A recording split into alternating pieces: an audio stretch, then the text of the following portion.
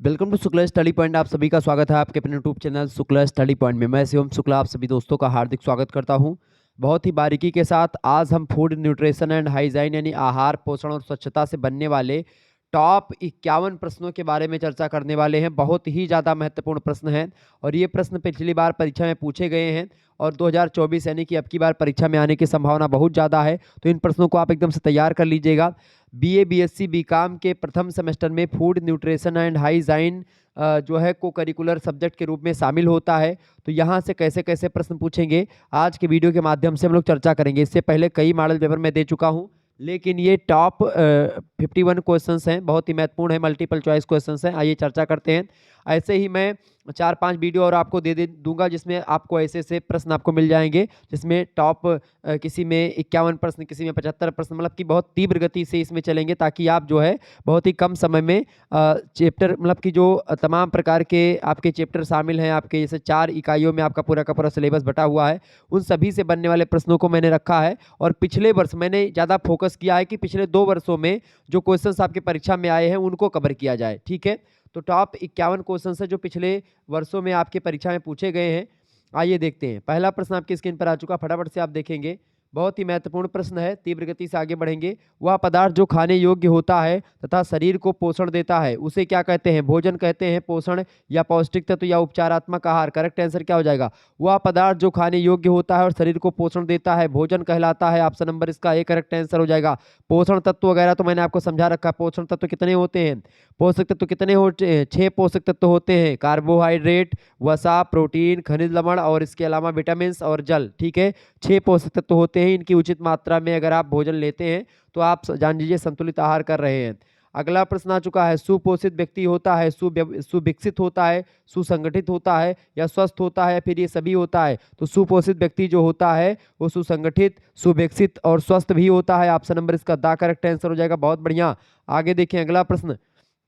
वह आहार जिसमें सभी पौष्टिक तत्व व्यक्ति की शारीरिक मांग यानी कितना उसकी शरीर चाहती है भोजन, या कितना कार्बोहाइड्रेट, कितना वसा, कितना प्रोटीन, कितना खनिज लवण उसकी शरीर चाहती, वो मांग के हिसाब से, उसकी उम्र के हिसाब से, उसके वजन के हिसाब से और उसकी कौन सी अवस्था चल रही, वो शैशवावस्था में है, बाल्यावस्था में, किशोरावस्था में या प्रौढ़ावस्था में है, उसकी अवस्था के आधार पर विद्यमान रहती है, उसे क्या कहते हैं? तो वह आहार जिसमें सभी पौष्टिक तत्व व्यक्ति की शारीरिक मांग, आयु, वजन और अवस्था इन सभी के आधार पर विद्यमान रहते हैं उसको हम बोलते हैं संतुलित आहार। इसका करेक्ट आंसर हो जाएगा ए ऑप्शन। 2022 में प्रश्न पूछा गया है 2-3 विश्वविद्यालय में, आपकी परीक्षा की दृष्टि से बहुत महत्वपूर्ण है। अगला प्रश्न। प्रत्येक व्यक्ति के लिए संतुलित आहार होता है कम, अधिक, समान या अलग अलग? तो प्रत्येक व्यक्ति, ये भी प्रश्न 2022 में पूछा गया, प्रत्येक व्यक्ति के लिए संतुलित आहार जो होता है वो अलग अलग होता है। ऑप्शन नंबर इसका सी करेक्ट आंसर होगा। Next question. ऊर्जा का प्रमुख स्रोत कौन सा है? कार्बोज, विटामिन, वसा या प्रोटीन? फटाफट से रट डालिएगा, बहुत महत्वपूर्ण प्रश्न पिछली बार परीक्षा में पूछा गया। ऊर्जा का मुख्य स्रोत, ऊर्जा का मुख्य स्रोत कार्बोज यानी कार्बोहाइड्रेट, बिल्कुल करेक्ट आंसर हो जाएगा ऑप्शन नंबर ए। Next question. किस पोषक तत्व में ऊर्जा मूल्य शून्य होता है? ऊर्जा मूल्य शून्य होता है तो जल जो है उसमें ऊर्जा मूल्य शून्य होता है। प्रोटीन से भी थोड़ा बहुत ऊर्जा मिल जाएगी आपको, वसा से भी, और विटामिन से ऊर्जा हालांकि मिलती नहीं है, लेकिन कुछ ना कुछ मात्रा में, तनी थोड़ा बहुत मात्रा में पाई जाती है। लेकिन जल में कुछ भी नहीं पाई जाती ऊर्जा। अगर आप एक गिलास पानी पी रहे हो, सोच रहे हैं हमको कुछ ऊर्जा मिलेगी, तो ऊर्जा नहीं मिलने वाली है। पानी जो होता है उसमें 1% ऊर्जा नहीं होती है। आपसे प्रश्न इसी को घुमा करके पूछा गया था पिछली बार कि ये बताएं कि एक गिलास पानी पीने से कितनी कैलोरी ऊर्जा प्राप्त होती है? तो 0 कैलोरी ऊर्जा प्राप्त होती है मेरे भाई, ध्यान रखेंगे इस बात को। ये प्रश्न परीक्षा में कई बार पूछा गया है, तो ये प्रश्न आप याद कर डालिएगा, बहुत ही महत्वपूर्ण है। आगे देखिएगा, अगला प्रश्न है। विश्व स्वास्थ्य संगठन है WHO जिसको आप बोलते हैं, WHO वर्ल्ड हेल्थ ऑर्गेनाइजेशन, बहुत महत्वपूर्ण संस्था है। इसकी स्थापना कब हुई थी? बिल्कुल करेक्ट आंसर आप सभी का, कितने दिन? 1948, बिल्कुल करेक्ट आंसर हो जाएगा B option, 1948 is right answer. रट डालिएगा, कई बार परीक्षा में प्रश्न पूछा गया है। अगला प्रश्न। अगला प्रश्न देखिए, भोजन के मुख्य कार्यों में शामिल है, 2022 में प्रश्न पूछा गया।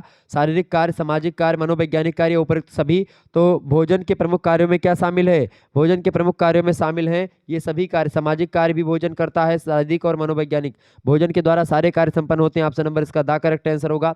नेक्स्ट क्वेश्चन आपकी स्क्रीन पर आ चुका है। मध्य ऊपरी बाह्य परिधि यानी जिसको MUAC बोलते हैं, किसका आकलन करने के लिए प्रयोग किया जाता है? तो मध्य ऊपरी बाह्य परिधि का आकलन करने के लिए पोषण की जो स्थिति होती है उसका प्रयोग करते हैं। ऑप्शन नंबर इसका सी करेक्ट आंसर होगा। नेक्स्ट क्वेश्चन आपकी स्क्रीन पर आ चुका है, बहुत ही महत्वपूर्ण है। 2022 में ये प्रश्न पूछा गया है।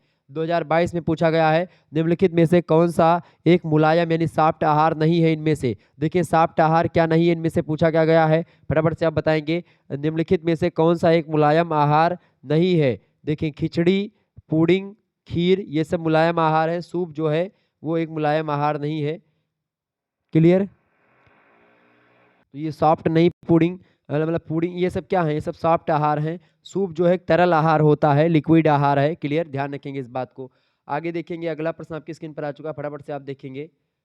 प्रश्न अगला नहीं आ रहा क्या, चले अगला क्वेश्चन आपकी स्क्रीन पर आ चुका है। तो ये हो गया आपका अगला क्वेश्चन है, रोगी के स्वास्थ्य लाभ के लिए जो आहार दिया जाता है उसे क्या कहते हैं। बहुत ही महत्वपूर्ण प्रश्न है, 2022 में प्रश्न पूछा गया है। अब की बार परीक्षा में 2023 में भी प्रश्न ये आया हुआ है, मतलब सिद्धार्थ यूनिवर्सिटी में आया था कि रोगी के स्वास्थ्य लाभ के लिए जो आहार दिया जाता है उसे क्या कहते हैं। तो रोगी के स्वस्थ आहार के लिए जो दिया जाता है उसको उपचारात्मक आहार बोलते हैं। ऑप्शन नंबर इसका द करेक्ट आंसर हो जाएगा। राम मनोहर लोहिया अवध विश्वविद्यालय के लिए बहुत ही ज़्यादा महत्वपूर्ण है, और चौधरी चरण सिंह विश्वविद्यालय मेरठ के लिए, इसके अलावा महात्मा गांधी काशी विद्यापीठ, दीनदयाल उपाध्याय गोरखपुर विश्वविद्यालय, इन सभी विश्वविद्यालयों के लिए जिनकी परीक्षा अभी नहीं हुई है उन सभी के, जननायक चंद्रशेखर बलिया विश्वविद्यालय, इन सभी के लिए बहुत महत्वपूर्ण है। या तो रट डालिएगा एकदम से इसको।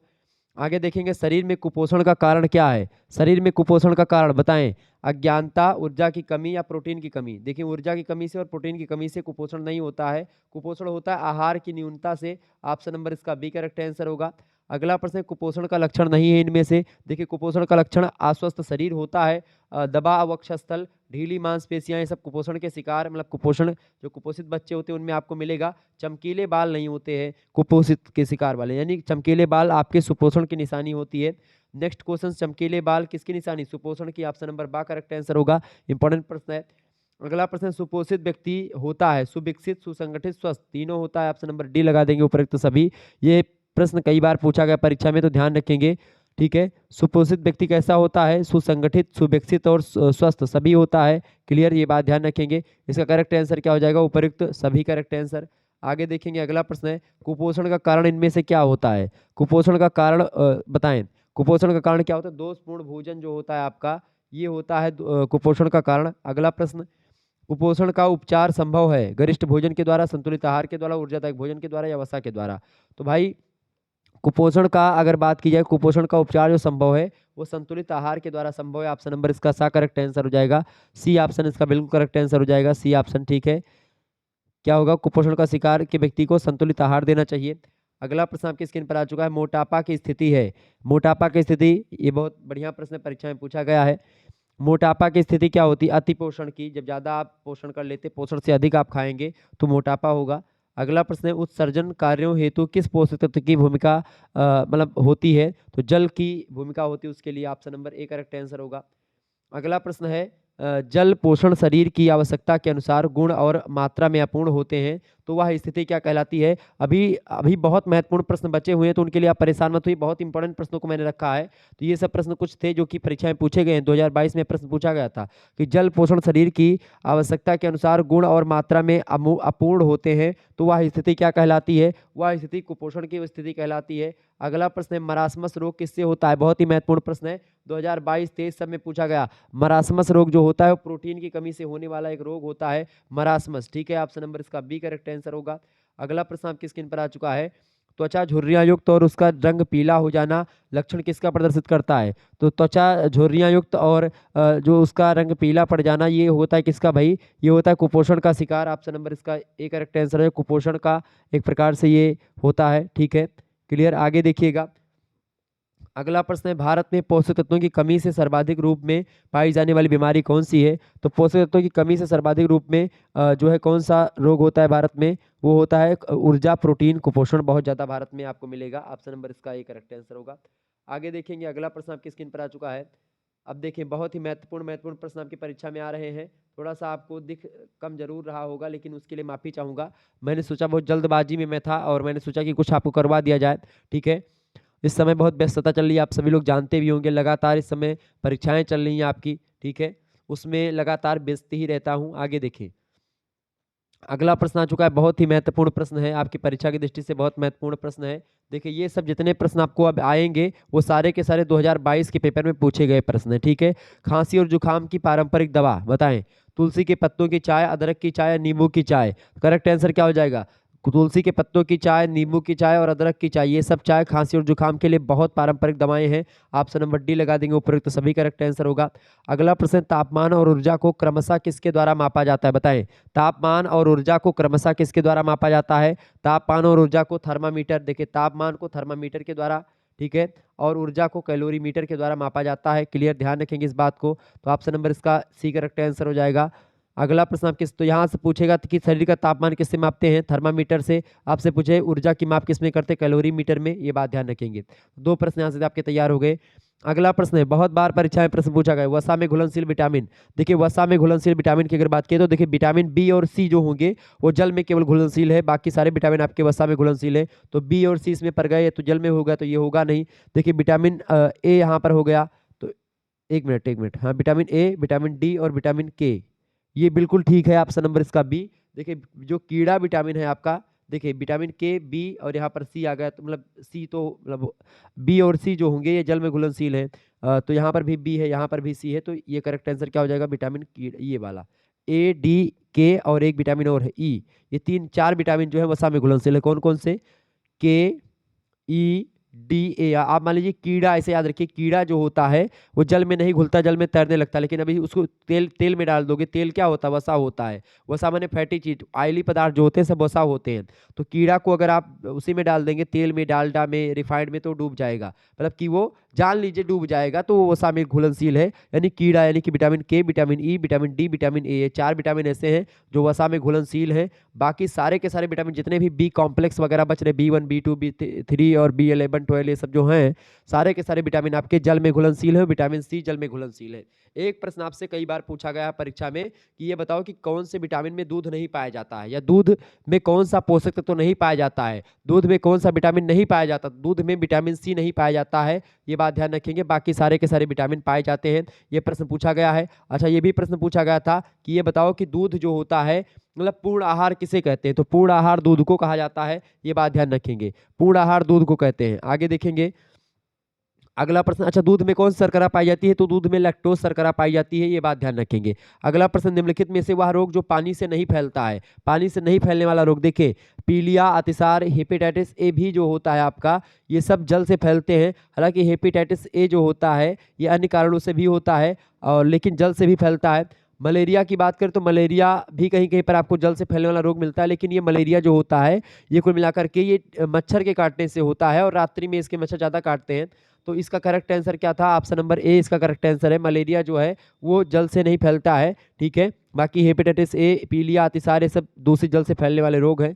अगला प्रश्न है, एक स्वस्थ मनुष्य के शरीर में सामाजिक तापमान कितना होता है? तो बताएं सामान्य तापमान।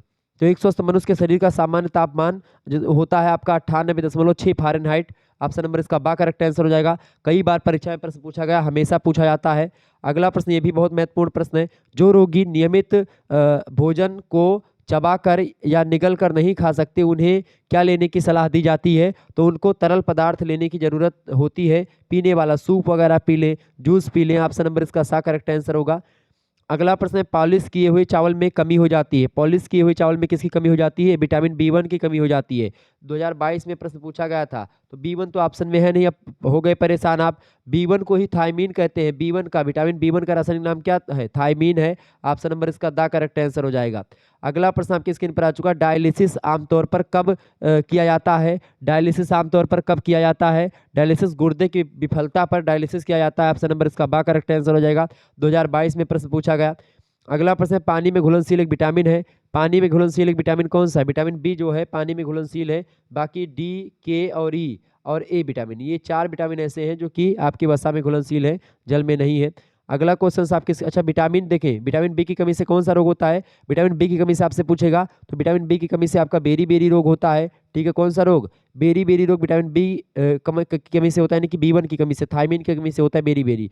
विटामिन डी की कमी से रिकेट्स रोग होता है। कौन सा रोग? रिकेट्स रोग होता है, यानी सूखा रोग होता है। विटामिन डी को ही सन विटामिन कहते हैं, यानी कि सूर्य की रोशनी से सबसे ज़्यादा विटामिन प्राप्त होती है, विटामिन के मतलब विटामिन डी। विटामिन के अगर विटामिन के की कमी हो जाए तो रक्त का थक्का नहीं बनता खून का।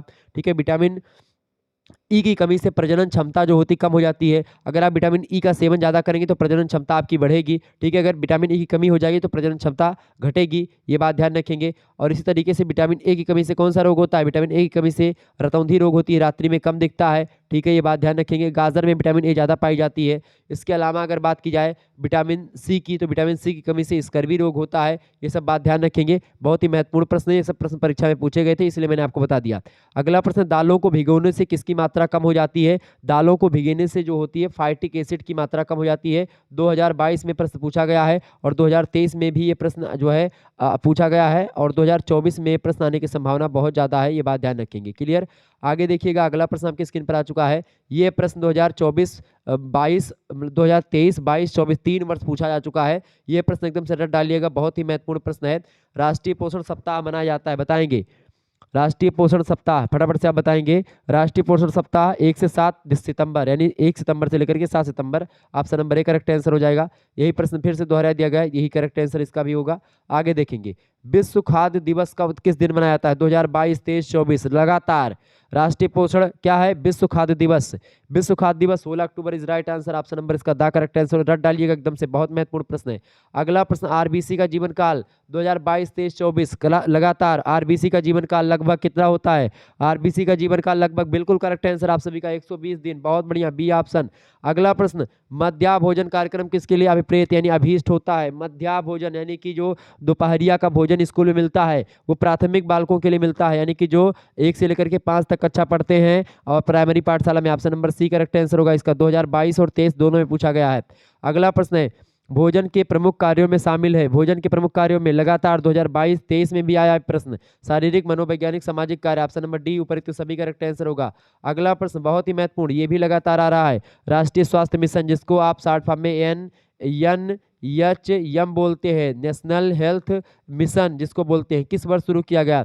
नेशनल हेल्थ मिशन या राष्ट्रीय स्वास्थ्य मिशन की शुरुआत जो हुई 12 अप्रैल 2005 से शुरू हुई। ऑप्शन नंबर इसका दा करेक्ट आंसर हो जाएगा, बहुत बढ़िया। प्रश्न 2022-23 दोनों में पूछा गया है। आगे देखेंगे, अगला प्रश्न आपकी स्क्रीन पर आ चुका, बहुत ही इंपॉर्टेंट प्रश्न है, ये अब की बार भी परीक्षा में आएगा और 2022-23 में भी पूछा गया है। वर्ष 2014 में शुरू मिशन इंद्रधनुष को कितने टीके के द्वारा बच्चों को लगाया या बचाव योग्य बीमारियों हेतु लक्षित किया गया है? तो 7 रोगों के लिए, यानी इंद्रधनुष में कितने रंग होते हैं? 7 रंग होते हैं, तो 7 बीमारियों से बचाने के लिए टीका लगाया जाता था। ठीक है, 2014 से शुरू हुआ। ठीक है, 7 बीमारियों से बचने के लिए ऑप्शन नंबर इसका बा करेक्ट आंसर हो जाएगा। वो 7 बीमारियां कौन कौन सी हैं? वो 7 बीमारियां हैं, देखिए, जन्म से लेकर के 5 साल के बच्चों को ये बीमारियां ना हो इसीलिए टीकाकरण उनका करा जाता था। 5 से मतलब कि जन्म से लेकर के 5 साल के बच्चों को ये टीका लगता था। ठीक है, इसमें 7 रोग शामिल थे। पहला रोग था डिप्थीरिया, दूसरा था बलगम, और तीसरा आपका रोग था टिटनेस, चौथा रोग था आपका पोलियो, पांचवा रोग था तपेदिक, छठा रोग था खसरा, और सातवां रोग था आपका हेपेटाइटिस। ठीक है, हेपेटाइटिस बी। तो इस तरीके से 7 रोगों के रक्षा के लिए बच्चों के ये इंद्रधनुषी जो एक प्रकार से मिशन है इसको शुरू किया गया था। ऑप्शन नंबर इसका बा करेक्ट आंसर होगा। बहुत ही महत्वपूर्ण प्रश्न था, ध्यान रखेंगे इस प्रश्न को। आगे बढ़ते हैं, अगला प्रश्न आपकी स्क्रीन पर आ चुका है, फटाफट से आप देखेंगे, प्रश्न बहुत ही महत्वपूर्ण है, रट डालिएगा इन प्रश्नों को, बताएं। इसीलिए मैंने सोचा कि आपको ऐसे प्रश्नों को बताया जाए जो कि पिछले 2-3 वर्षों से लगातार पूछे जा रहे हैं, रिपीटेड क्वेश्चंस हैं, इसीलिए मैंने इसको आपको बताया। ठीक है, चले आगे देखें अगला प्रश्न।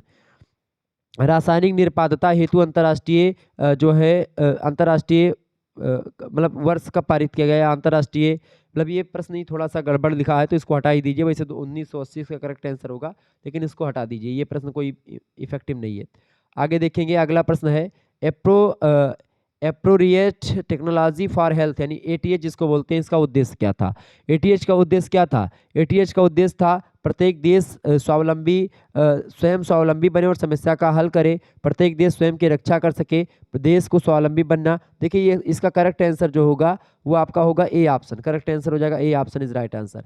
अगला प्रश्न है FAO का पूरा नाम क्या है? बहुत ही महत्वपूर्ण प्रश्न, लगातार परीक्षा में प्रश्न आता है, बताएं। FAO का पूरा नाम फूड एग्रीकल्चर कल्चर ऑर्गेनाइजेशन इसका पूरा नाम है, ध्यान रखेंगे। इसका मुख्यालय पूछेगा FAO का मुख्यालय कहाँ पर है, तो रोम में स्थित है। रोम कहाँ पर पड़ता है भैया? रोम आपका पड़ता है इटली में, यह बात ध्यान रखेंगे। तो आपसे भी पूछ सकता है कि भाई FAO की स्थापना कहाँ पर हुई, तो इटली में हुई। मुख्यालय कहाँ पर है? रोम में है, ये बात ध्यान रखेंगे। क्लियर, समझ में आ रहा है ना? बिल्कुल, आगे बढ़ते हैं।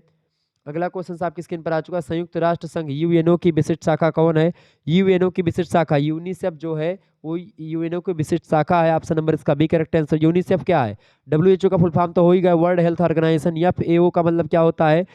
Food agriculture organisation. यूनिसेफ का मतलब क्या होता है? यूनिसेफ का मतलब होता है United Nations international children emergency fund बोलते हैं। यू से इंटरनेशनल, एन से नेशंस, ठीक है, आई से होता है इंटरनेशनल, सी से चिल्ड्रन, ई माने होता है इमरजेंसी, एफ माने फंड, ठीक है। ये इसका मतलब ये होता है, ऑप्शन नंबर इसका बी करेक्ट आंसर होगा।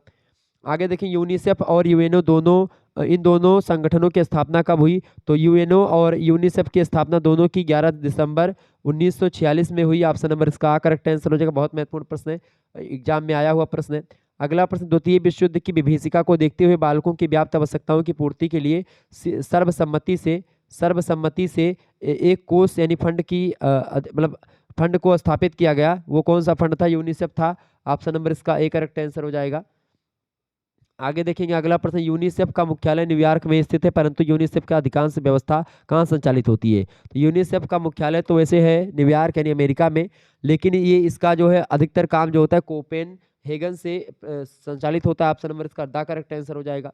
अगला प्रश्न, यूनिसेफ संयुक्त राष्ट्र अंतर्राष्ट्रीय से बाल आपातकालीन कोष, बताएं। प्रश्न ये पूछा गया कि यूनिसेफ संयुक्त राष्ट्र अंतर्राष्ट्रीय बाल आपातकालीन कोष किसको कहते हैं इनमें से? तो यूनिसेफ का फुल फॉर्म है ये हिंदी में। ऑप्शन नंबर इसका आ करेक्ट आंसर हो जाएगा। United Nations international children emergency fund, इसी का फुल फॉर्म है यूनिसेफ का। ऑप्शन नंबर ए में दिया यूनिसेफ। नेक्स्ट क्वेश्चन आप देखेंगे, प्रश्न है, भारत और यूनिसेफ ने अपना कार्य कब आरंभ किया? बहुत महत्वपूर्ण प्रश्न, परीक्षा में आ सकता है 2024 में। यूनिसेफ संयुक्त राष्ट्र मतलब ये क्या है? भारत और यूनिसेफ ने अपना कार्य कब प्रारंभ किया? तो 1949 से प्रारंभ किया है। Option number C correct answer हो जाएगा। मुख्यालय कहाँ पर है भारत में यूनिसेफ का? तो वो है दिल्ली में, ठीक है, ये बात ध्यान रखेंगे।